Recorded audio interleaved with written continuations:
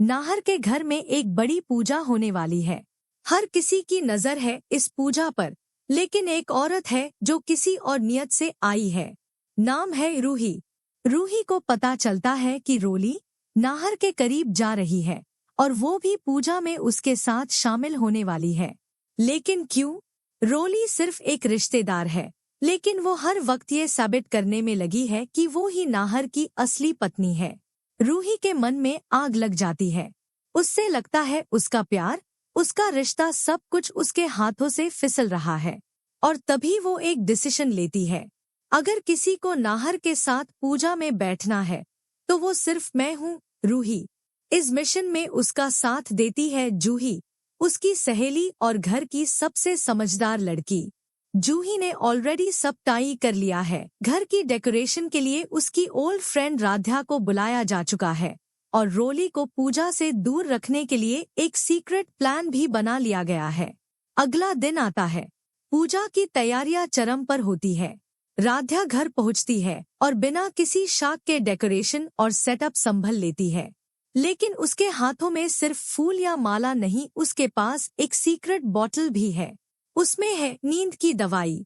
वो चुपके से रोली के रूम में जाती है और उसके जूस में डाल देती है वो दवाई। थोड़ी देर में रोली गहरी नींद में चली जाती है।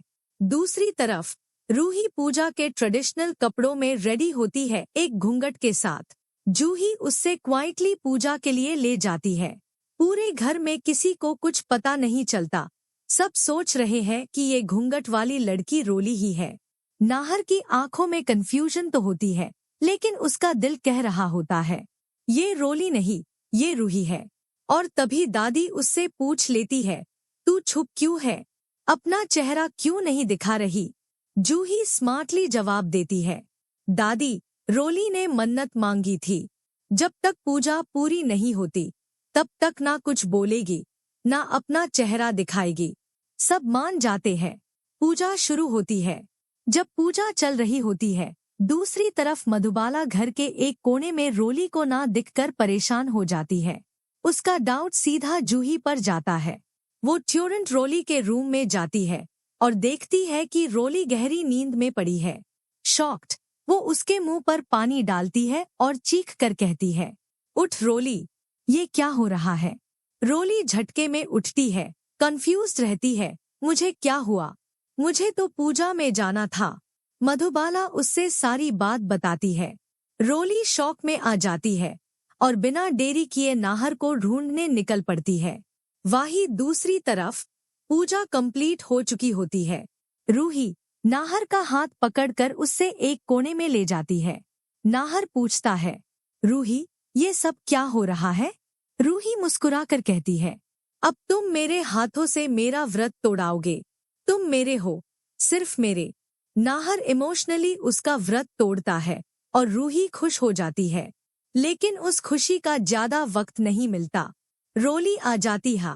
रूही को देखते ही सब कुछ समझ जाती है। जूही और राध्या रूही को इशारे करती है, भाग जा।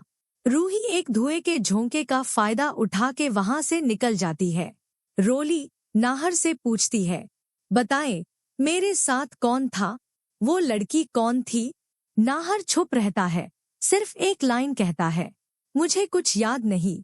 और इस तरह रोली का प्लान फेल हो जाता है और रूही, राध्या और जूही अपने मिशन में कामयाब हो जाती है, कम से कम इस बार के लिए। Thanks for watching and until next time.